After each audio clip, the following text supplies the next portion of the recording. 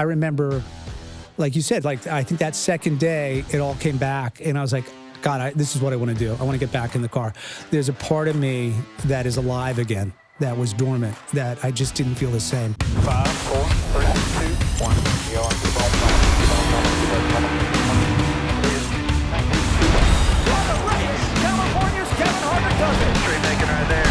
You're the man. Welcome to Kevin Harvick's Happy Hour, presented by Echo Park Automotive and NASCAR on Fox. And today we have a very unique interview with Patrick Dempsey, who's an American actor and race car driver, newly rejuvenated race car driver. And he has a new documentary coming out on FS1, Destined to Drive, Patrick Dempsey's Return to Racing, which premieres Sunday, March 16th at 7 p.m. Eastern on FS1. Well, Patrick, thanks for taking the time today to come on Happy Hour. And I got to tell you, when I went to Sonoma, well, let me back up just for the audience. I went to Sonoma last year, and you guys were running the Porsche, and you had one of your race weekends, and you guys allowed me to come in and kind of be a part of everything that you were doing that weekend as a part of the documentary that you guys were shooting to talk about your venture back into racing. So let's just start with Sonoma. I know we spent some time walking around the racetrack. We spent some time talking. How did it go? Did anything that we talked about even apply to what you were doing? Oh, man, a huge difference. I mean, it gave me, number one, it was just great spending time with you in person, getting your feedback, getting your coaching, getting to know you. You know, I've always been a fan of your racing. So it was a real honor for me that you took the time to come up and gave me some coaching, which was great. So my real issue was entering into turn one, carrying the momentum, where to place the car, where was the grip, and you really helped explain that to me. And we had a great weekend, really good qualifying, built my confidence after that. Once I got the entry to the first corner, that whole first sector started to come to me, and I started developing the rhythm, and I could find the grip. And qualifying was really good. We did 3 races that weekend, or 4 races that weekend, qualified really well, and then we ended up winning one of the races. So that was exciting, and we were on the podium in the endurance race too. So yeah, it was tremendous. I wish we had more time to walk around the entire track. I think I could have picked up more time. Well, I'd love to come back. I really have been excited about being able to venture out to different forms of racing and meet different people. And you know, the one intriguing part to me, well, first, tell me first how you got into racing and how that started, and then you kind of had a hiatus there for 8 or 9 years, and now you're back. So kind of walk us through everything of how you got into racing, and then why you stopped, and then we can get into the piece of why you started again.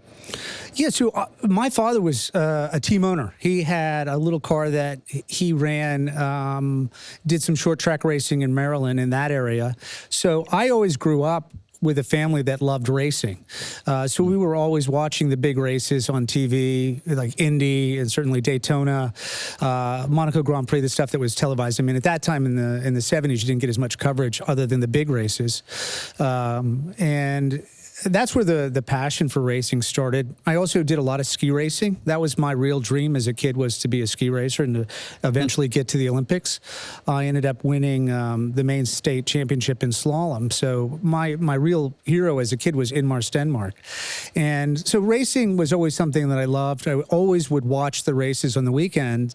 And one of my first gifts that my wife had given me was a Skip Barber 3-day competition certificate to do the school up at Laguna Seca, and that started it. And then I went to a kids fundraising event at Road America with Don Panos, and then I ended up doing the Panos Racing School, then their racing series, and this is probably around 2003 or 4, and then that started to get the ball rolling.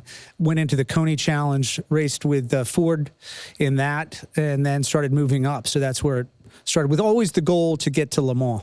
But that's how it began. I always a fan, and I think my wife looks back now and goes, "I wish I hadn't given you that certificate because that really opened Pandora's box."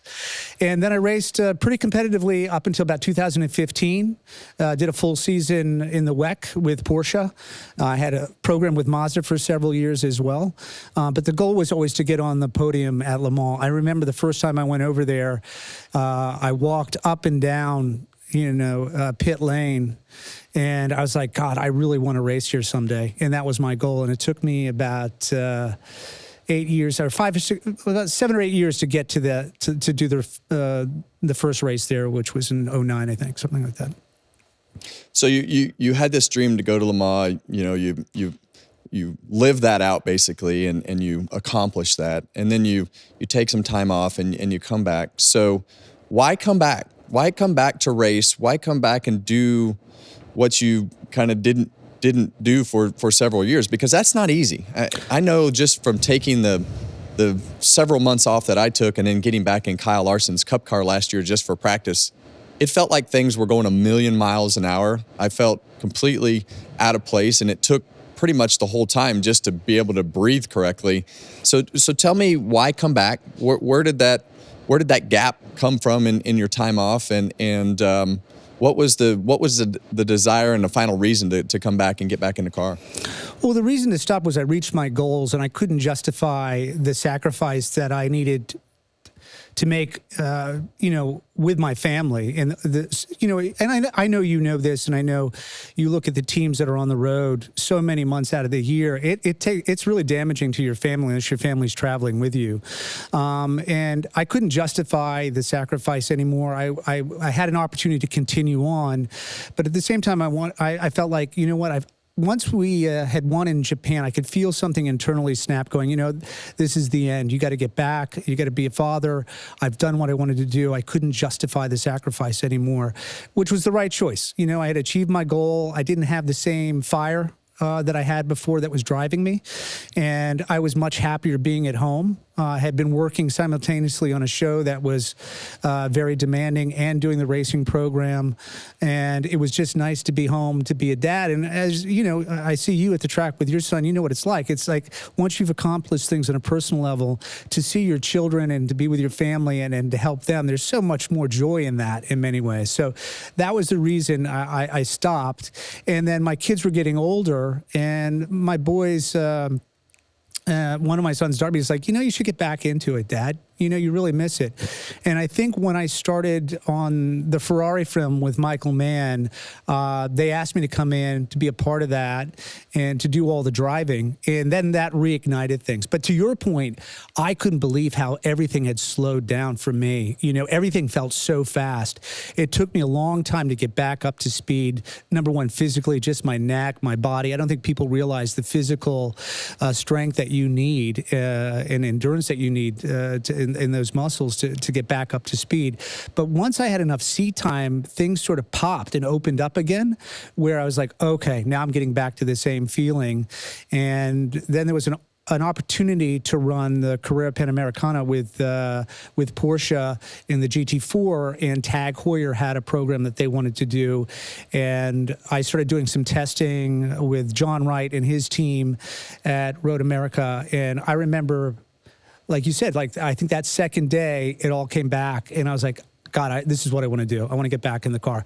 There's a part of me that is alive again, that was dormant, that I just didn't feel the same. The level, I think, of concentration, of consciousness, of just the camaraderie, and then just, the competitive spirit is reawakened. And then we discussed how can we put a program together for 2024 and what would be the best place to go. And we started to do the Endurance Challenge, which is same Cup with Porsche, the GT4s, and the Carrera and the Cup cars. And that's how it started. So you talk about the physical side, and for me, racing over the last, especially on the Cup side, racing has changed so much from the data, simulators, simulation, all the things that you do. And I know sports car racing has had a little bit more of that than NASCAR probably did, recognizably anyway, for the last 15 years. But over the last 10 years, it really has changed in Cup, and it's all data driven. And one of the interesting pieces that I gathered from you while I was there, I spent a ton of time in the simulator getting used to the new car, developing the simulator, developing the tires in my time in the Cup Series. And you can't do that. You don't feel well on a simulator, correct? I get motion sickness in the simulator, and it's a real disadvantage because you have so many people that have the ability to work the simulator. They understand the line, the braking zones. I mean, you don't have the physicality, but at least you have the visual and you have those references, so you're up to speed immediately. And you can see these kids and people that spend a lot of time on the sim, and they get in the car, they're quick right away. As for me, it's going to take me at least 1 or 2 sessions to get back up to speed. And then I really have to dive into the data and look at where I can go deeper in the brake zones, where am I applying the throttle at the right time, all of that stuff. So it's very challenging for me. That's why I need to be racing much more on a consistent level, because I don't have that tool to use. I've always had an issue. Even as a little kid, I would get motion sickness in the back of the station wagon when we would go for trips. I had to be, it was the worst, especially on those mountain roads. So yeah, but you see, and we had a couple drivers that had very little experience racing competitively, but they did a lot of sim work, and they were quick, blindingly fast. I mean, the mistakes you make, you can't push a reset. You feel the impact when you make a mistake in a real car, but it's a great tool. And you're right, the technology is really beneficial. And working with Patrick Long, who's an incredible driver, and him coaching me and looking at his data and doing the overlay, and we would just chip away a little bit at a time. Like when we had our session, you and I, and you were talking to me about what the entry level was and where I should be, where I should place my eyes, that track walk really helped tremendously. And then you could see the improvement in the data in that first sector. Yeah, you mentioned Patrick Long, and I raced go-karts. He was a few years younger than me, which I've noticed that a lot of people are younger than me in today's world. But I think as you go back and you look at the karting and the things that Patrick has done, that's got to be a great asset for you to have had through the years, to be able to have a coach like that with his success and the things that he's meant to you. Explain that relationship and how you got started with Pat and how that's progressed through the years, because watching it just seems like there's a friendship there that has been made through the years as well. Yeah, I think that's the thing I love the most about the racing is the camaraderie. I mean, you can be really competitive and aggressive on the track, but once you're out of the car, there's just this warm embrace, and sometimes it holds over depending on how the race goes, but there's a real strong connection. I've had some incredible coaches and teammates along the way who are just great professional drivers. And as an AM driver, a lot of you may or may not know this, that there are different categories of bronze, silver, and gold and things like that. And you work with a pro as a coach, and they help you develop as a driver. They show you what you're doing right or what you're doing wrong. And it took me a while to get to that level to be able to work with Patrick Long. I had Joe Foster, who was the head instructor at the Panos Racing School. I raced with him, Andrew Davis, Andy Lally, a lot of people that had been coaching me. And then once I got to the level to work with Patrick, he's a factory driver with Porsche. It was a completely different mentality. The level of concentration, the level of professionalism, and the attention to detail changed. And we, traveled a lot around the world, so we spent a lot of time together and really got to know each other on and off the track. And you develop a very deep bond and a really deep friendship, and it's been really special and very meaningful to me. I mean, he's a phenomenal person. He's a great dad, great husband, and he's a great coach. And as an American driver going over to Europe and adapting to that mentality and the pressure within the German culture, he really kept his California cool, but yet he understood, what was needed to survive in Europe. And he left very early on, I think when he was like 17 or 18, and started karting in Italy, and then slowly moved his way up racing. He was part of that Red Bull program that in open wheel that eventually, I think Scott Speed got that over him, and then he went with Porsche and did a lot of endurance racing. And it's just been an incredible experience, being around him, and it just watching him race and to see what he can get out of the car is phenomenal. It's just, there are people that just have a natural ability, and it can be developed with seat time, of course, but there are true talents, and he, I think in motorsport and certainly road racing, is at the very top of the field. He's won Le Mans multiple times, Daytona, Sebring, Baja, you name it. He's incredibly diverse in his driving experience, and even did some NASCAR races with you guys. That's right. Yeah, and he came over and ran some of the road races here. I believe he won some K&N races throughout his opportunities that he had. We actually tried to put Patrick in one of our KHI cars way back in the day, and Porsche wouldn't let it happen. Ultimately, in the end, I would have loved to have seen him in a top-notch car to see that ability, because you look at Patrick Long, and then you look at a guy like, I always tell people, Marcus Ambrose would have been even better than he was if he would have been able to get into that top-notch equipment. And I think as I was at with you guys at Sonoma, you could really see that bond. One of the things that stuck out to me while I was in Sonoma was a comment that you made about the marketing side of things. I left there thinking how intriguing it was, because it sounds like you're pretty involved in the marketing side of things. It's no secret all this stuff is expensive. No matter where you're at from a financial standpoint, it's expensive to go to the racetrack. And talk to me about your involvement with the sponsors that you have, the programs that you have put together, because I was a Mobil 1 guy for a long time, and you see tag on the car. Just talk to me about your involvement on the marketing side and the way that has progressed through the years and the partners that you have. Yeah, it's incredibly expensive, and the more you do it, the more, from when I started to where we are today, running those same programs have tripled or quadrupled in price. So it's very expensive. So you have to have a good sponsorship. At first, I was self-funding. I parlayed the success I had on the show that I was doing at the time, gave me the visibility, so that was attractive to sponsorship, because you could reach outside the motorsport. So what were the deliverables for us at the track? So my first real deal came together.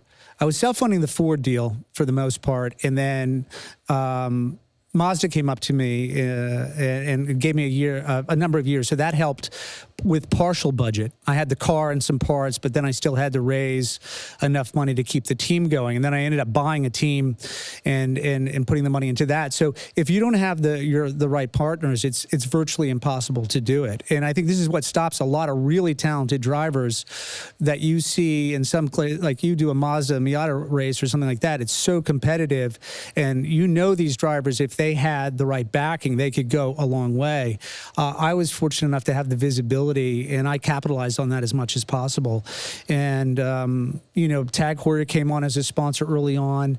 I've had a number of sponsors from Supercuts to, whoever you could get to help fund that. But last year we had Mobil 1 as one of our title sponsors, and Haggerty and some other programs along the way. And of course, Porsche stepped up and helped with the car and some of our parts, and that helped. And each driver that we would bring in, they had their partners and their sponsors that they could add value to, and that's how it works. And it's a lot of work. That's where the stress is, because that's where most of your time and your energy is going, is can you make the payments? And I don't care if it's grassroots or you're at Formula One, you're always struggling to get more money, because the more money you have, the more testing you can do, the more development you can do, the more seat time you can do, and then that gets you results at the track and during the race. So where do you see it all going from here? You talked earlier about, your father being a team owner, and you talked about buying the team here. You came back this year, and obviously you had a successful year back.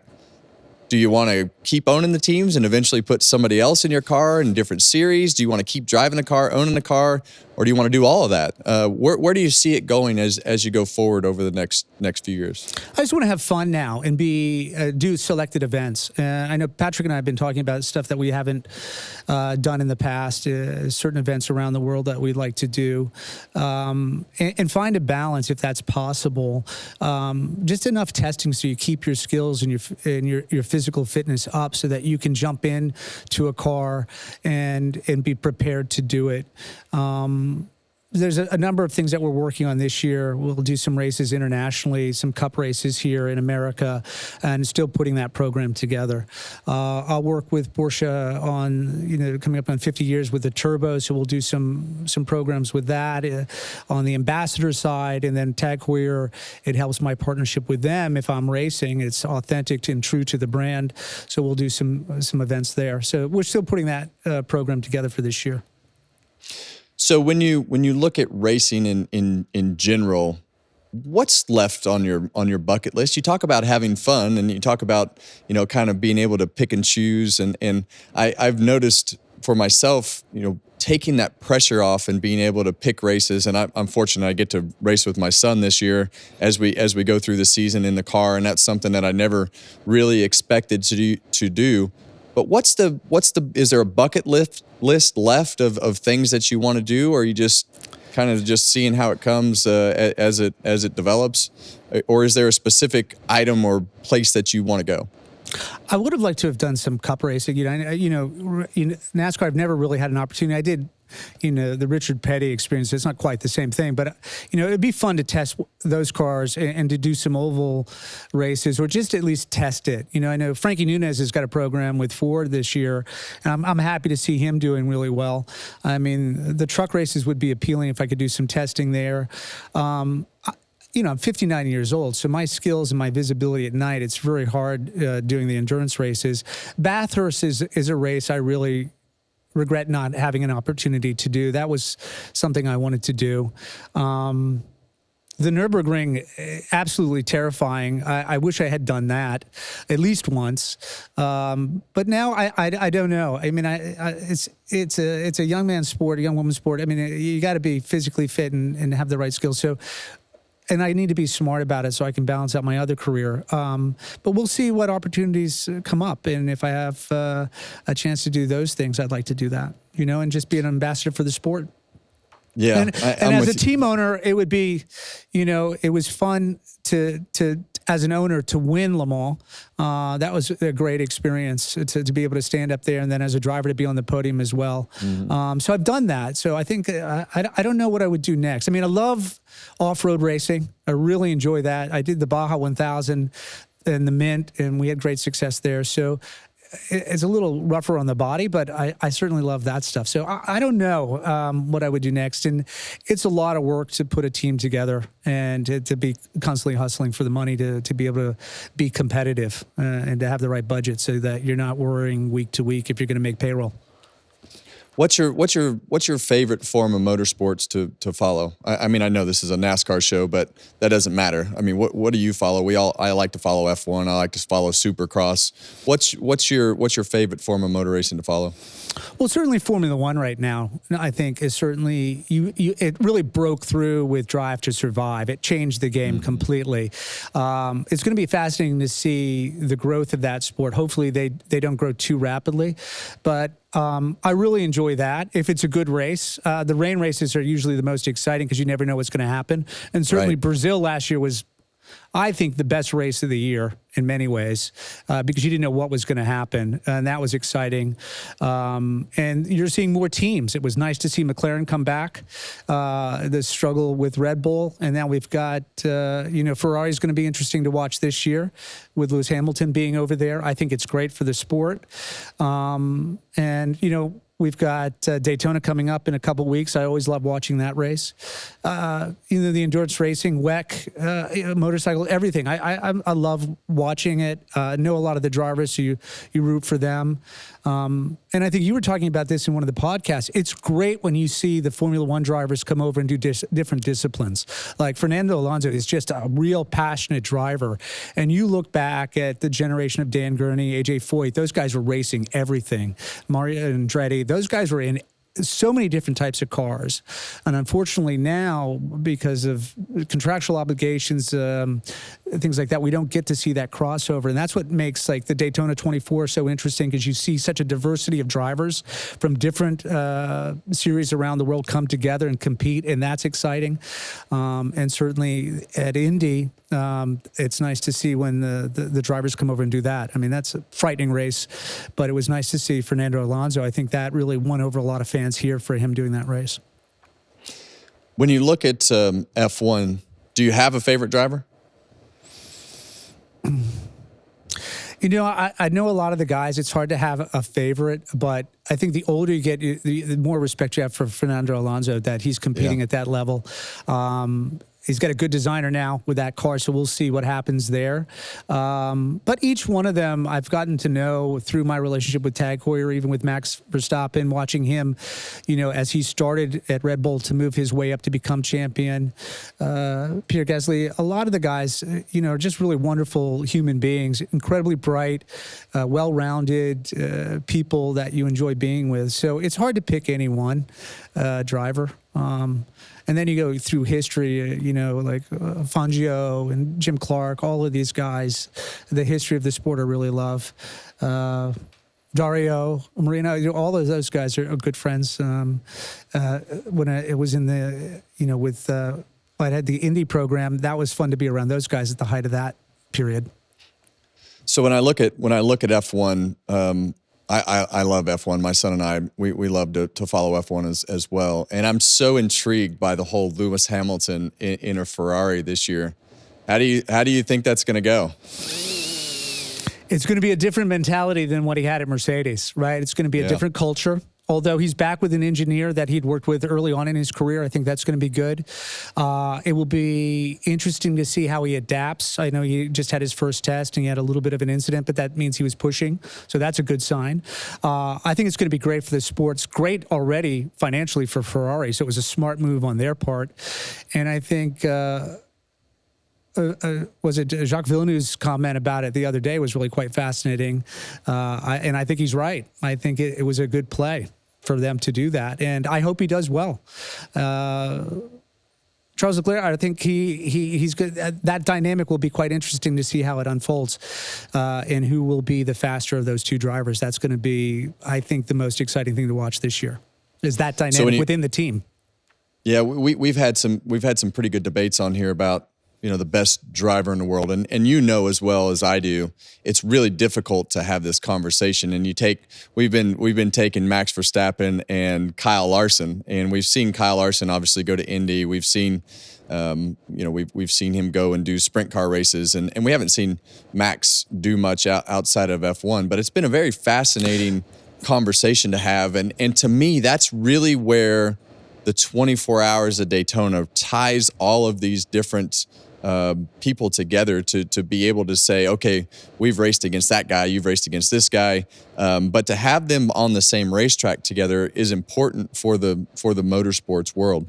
But when I talk about Kyle Larson on the NASCAR side, do you have a favorite NASCAR driver that you follow on this side? Who's your guy in this world? It's a different generation now for me, because when we had Dale Earnhardt Jr., that generation is when I was really, that was really at the height of NASCAR. It's a different thing now, but Carl Lawson to me is really a fascinating guy because of his ability to adapt from the downforce cars and then getting back into, a NASCAR. That's a big change. The dynamic is and it would be nice to see him get into a Formula One car and do some testing. So, you really like all of them once you get to know them, and the team owners and things like that. So it's hard for me to say who I have. I certainly was a big fan of yours when you were driving what you did and what you've achieved. So I like everybody. I just love the world so much. and you just want to see a good race. Yeah, and I think when the old guys have to stick together too, right? Like it is such a different generation, and I think that the way that race drivers are presented today is much different because of the camaraderie and things that seem to happen less in the driver paddock and motorhome lot and all the different things that they're required to do. But the pressure of a race driver in today's world, to me, is at a different level than it was when I started, because you're just so out there with social media and all the things that come with that. Oh, that's without question, right? So every mistake you make now is amplified, and you have so many voices coming at you that are either negative or positive. A lot more negative. People that are sitting on the couch and criticizing someone, not knowing what the actual dynamic is, and it depends on what the car is like, right? If you're really struggling with the handling and the setup of the car, especially in Formula One, if you don't have the money, you're not going to be quick. No way. And we see that. But it's nice to see that more teams now are competing for a potential win, so you don't know who's going to get the pole this weekend, and that's exciting. All right, so I got a couple more questions, but our consistent question that we always have on this show: what was your first car? Where did it go? My first car I bought. It was a diesel Mercedes, and I bought it from a neighbor of mine. And this is, of course, I grew up in Maine, so to have a diesel and it had the glow plug to get it started, so you had to plug it in to keep it warm. And I had that for a little while, and then I sold that. And then the first proper car that I bought was after I had finished my first really big movie, which was Can't Buy Me Love. I bought a 1963 356 Cabriolet, and I still have that car today. Wow, you still have it. I still have it. Yeah, I sent it to mechanic now because I'm thank God I had it out of the garage when we had to evacuate, because that was the one thing that if I didn't mind anything else I lost. I was like, if I lose that car, I'll be really devastated. But yeah, that was my dream car growing up. It was a Porsche. I remember I was staying at a friend's house race weekend, and he had the picture of the whale tail of the turbo in his room, and I just remember looking at that car all night long, going, "God, that's such a beautiful car. I hope to one day own one of those." And that's where it came. And then the bathtub, and I was living in Santa Monica at the time, and I kept driving by this car that had a for sale sign on it. And it was the 356. So I ended up calling, and it was the woman who was doing sound engineering for Top Gun at the time. And it was the car that they used for the sound of that car, because the car in the movie was a kit car. And I bought that car for under 10 grand many years ago. Oh, it's over 35 years ago now. It was great. Well, you're so involved on the car side and understanding cars. What's the favorite car that you've ever driven? Race car, street car? What's your favorite car that you've ever driven? Well, that's really a hard one. The vintage cars in the 356, there's a joy in that car. When you drive it, it always puts a smile on my face. When you drive down the road, people embrace you. Certain brands or certain types of cars, that's not necessarily true. What I'm currently driving right now as a Porsche driver and an ambassador, you kind of get to go through the fleet, so that if someone comes up to you and asks you, what do you like, you can recommend, okay, what do you want to achieve in the driving experience? And at the moment, I'm driving the Turbo, and I really love it. I think it's a great supercar that's a really perfect daily driver. And then if you're up in the mountains, the car is really fun to drive. When I was over shooting Ferrari, every time I had an opportunity to go do a test drive, I got called to set, so I never got a chance to do that. So I missed out on that. But I would say currently my favorite car right now is the Turbo. Well, Patrick, I appreciate you taking the time today. I enjoyed spending some time with you in Sonoma and getting to know you a little bit better. And I truly appreciate your passion for racing. It's when you're in this racing world and you have people around you that just love motorsports, that's why we all walk into those garages and do what we do. It's for not only the love of the car and the race, but it's also for the people. And my time with you and Patrick and your whole team was a lot of fun, and we appreciate you taking the time today to talk to us. Well, thank you for having me on the show, and thanks for your coaching. It made a big difference, and I hope we get a chance to race together at some point. I know Patrick and I talked about that after you left, that if we could do something together, and certainly the program that you're running with your son looks like that's a lot of fun too. And for you to be able to run with him, I think will be great to see. And certainly as a father, it's going to be really touching. And thanks for having me on the show.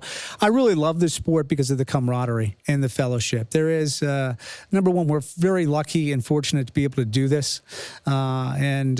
You can feel the joy when you get to the track. People love being there. It's a wonderful experience that's changed my life profoundly, and I'm grateful that I've had an opportunity to live out some of my dreams through this sport. Well, I don't know what my license would be, but we can definitely figure that out. I'd love to experience something different with a couple of great guys. So let's do that. We should find out a program we could do it all together. I'd love that. Let's do it. Yeah, that would be fun. Well, thank you, and I appreciate it, and have a great day. Thanks, you too. Thanks for having me on.